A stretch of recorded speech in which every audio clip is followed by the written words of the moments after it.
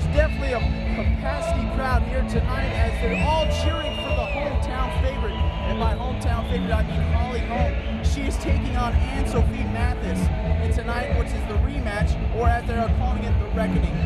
Hey, stick around to News 3 New Mexico for your much-needed helping of local football highlights. Stay tuned. Sports be on tap after the break. Coming up on News 3 New Mexico, a Texas man has been sentenced in the case of a wildfire that burned thousands of acres in a New Mexico National Forest. Hello and welcome to News 3 New Mexico First Sports with me, Jared Chester. Men's cross-country team at Eastern New Mexico University placed 18th at the D2 NCAA Cross-Country Championships on Saturday. The team was led by senior Isaiah Samoy, who finished the 10K run in 8th place out of all the competition. After this performance, Samoy earned All-American status, so congratulations to them.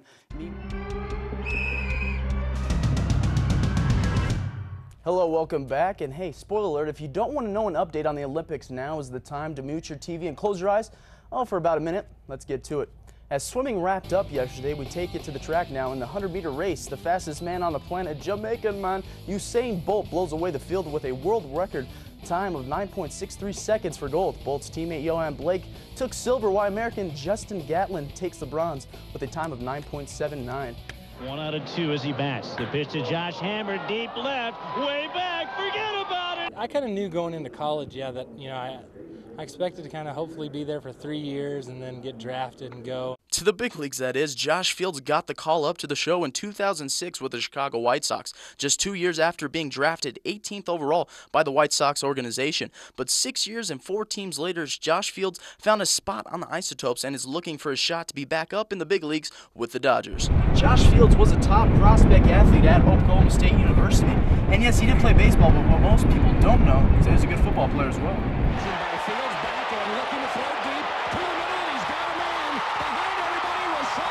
There's a lot of good and a lot of bad with it. A lot of people don't know that you have to turn in homework too whenever you're playing 2 sports in college, but I had fun. I think if I was 18 coming out of high school again, I had that choice to make, I might reconsider knowing what I know now, the stuff that I had to go through. The Oklahoma native lettered all 3 years he played at OSU and still holds a record for passing 307 yards in the 2004 Cotton Bowl, which he did lose, but it was to reigning Super Bowl champ, former Ole Miss quarterback Eli Manning. It was a packed house that day with over 73,000 people, but Fields took that experience and made it a positive one. A lot of guys are young and get to the big leagues, and the crowd is kind of overwhelming. Already, played in front of, 100,000 people before and stuff, so just the, being able to calm myself down in situations like that in college helped me out a lot whenever I got to professional baseball. In Albuquerque, Jared Chester, News 13 Sports.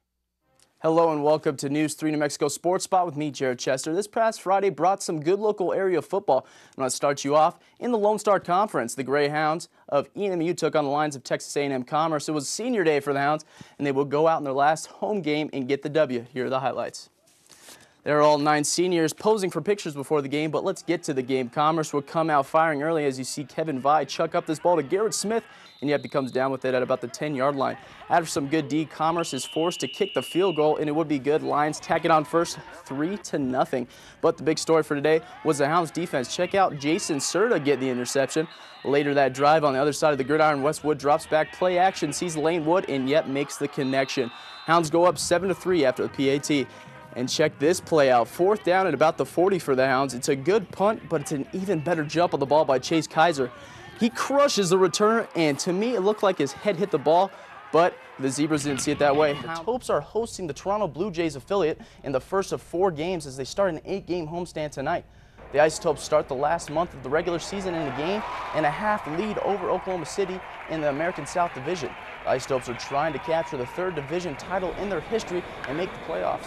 Game is tonight at 7:05. The Dodgers came in today trying to prevent a sweep, and it didn't look so good as we go into the top of the 6th. Chris Johnson hits a shot. Wait, never mind. It's a shot right to Matt Kemp's glove. Great layout snag, but the rest of the day wasn't so great for LA as Miguel Montero sends this ball on a vacation, and geez, this ball really wants to get out of the park. I wonder how much freaking fire mods he would get on that. Montero gets the 2-run bomb and puts his team up by 4, and that would be the final as the D-backs win this one 4-0. To New York we go, bases juice for Robinson Cano, and this ball, could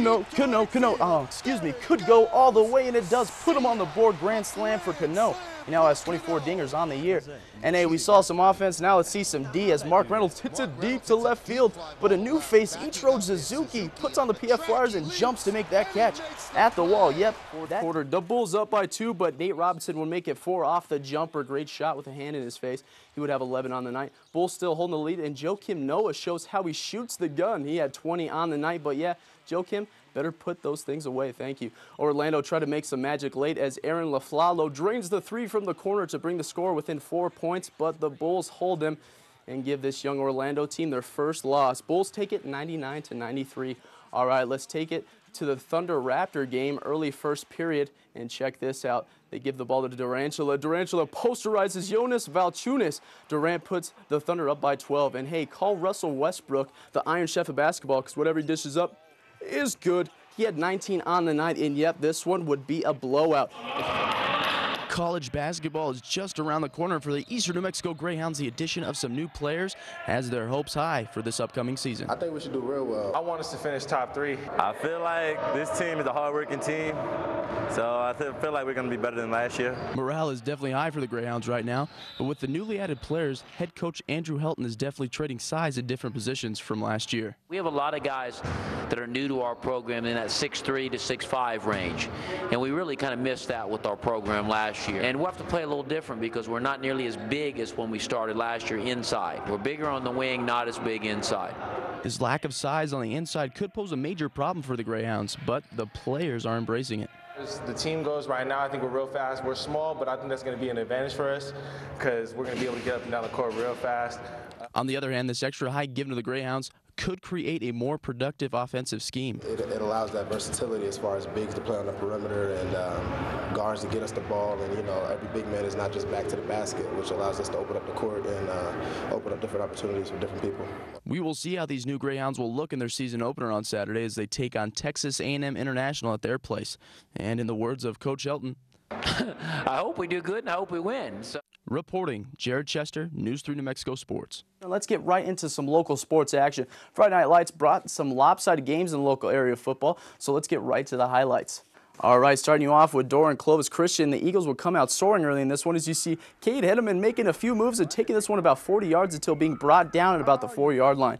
Very next play, they give it to JV Perales, who takes this one in easy for 6, but wouldn't be so easy the rest of the game for the Eagles as Dora came out guns ablaze, and as the QB finds number 24 and he makes his way past the Eagles secondary and turn up the heat. He turns on the afterburners and takes this one all the way to the house, 85 yards on the play. And Dora would keep this pace up as they win it 64-12. Now let's make our way to 1A football. Fort Sumner took on the now 8-1 Hagerman Bobcats. But first, check this out. The block from Fort Sumner. Boom. Let's see that one more time. Shiloh Boyle just trucks him, helping Leighton Finney get a few more yards on the play. But yep, another lopsided score in this one as Hagerman would find the end zone a few times in this game. As you see Jesse Rodriguez running it in here. The Bobcats offense was on that night, but so was their D. Jesse Rodriguez gets the INT, and this Hagerman D would keep a goose egg on the Fox's side of the board. And they would add a few more points as you see Alejandro Ramos about to throw a dart, and yep, he hits the bullseye or Jesse Rodriguez in the end zone. They win it 33-0. Now on to Class 3A. The Portales Rams hosted the Warriors of Ruidoso, and this was all about the Warriors offense. Bryce Pompas scrambles and spins his way into a first down. That would then lead to this play as Pompas skies this one, and yep, it falls right into the hands of Ishmael Lopez for 6. The Warriors aired the ball out well this game, but they also ran the ball just as good. Devon Carr, can you dig it? Yes, he can as he digs this one for the first down to about the 20-yard line. That will lead to this. Pompos would sky another one to Parker Johnson this time to make it 19-0. The Warriors would score again in this half as you see Carr about to go into the end zone here, and they would go on to take it 47-0. All right, here's some local scores from around the area. Artesia. 1, 2, 3, house! The men's cross-country team at Eastern New Mexico University are coming off a 5th-place finish at the NCAA Division II South Central Regionals earlier this month, and they're going into Saturday's Division II Championships meet with their highest rank of the season and some confidence. Well, right now we're ranked 19th in the nation. I think if we run to our capability, they can finish higher than that. Rankings really at this time don't mean anything until you get to the race. Last year, the Hounds finished with 4 runners in the top 100 of the Division II Championships, and they think they could do even better this year with the meet being in Joplin, Missouri. We are going to almost sea level, not like last year where we went to Spokane, Washington. And last year it was snow but this year we don't have snow, so we have a great chance to do really great. For the Hounds to do great, they will have to do so against some new teams they've never seen before. But more importantly, the teams to be looking out for are the Colorado teams that we compete against in regionals. Western, Adams State are definitely teams that our guys are going to push themselves to compete against in this meet. Western State won this meet last year, and Adams State took it the year before, but the Hounds have a strong chance of contention this year with the help of senior Isaiah Samoy, who has taken second in regionals and received all Central Region honors 2 years running.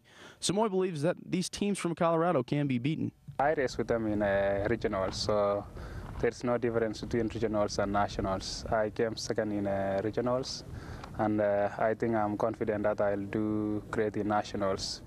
Reporting, Jared Chester, News 3 New Mexico Sports. That's all I have for you in sports. Signing off, I'm Jared Chester. Till next time. Thank you, Jared. It is still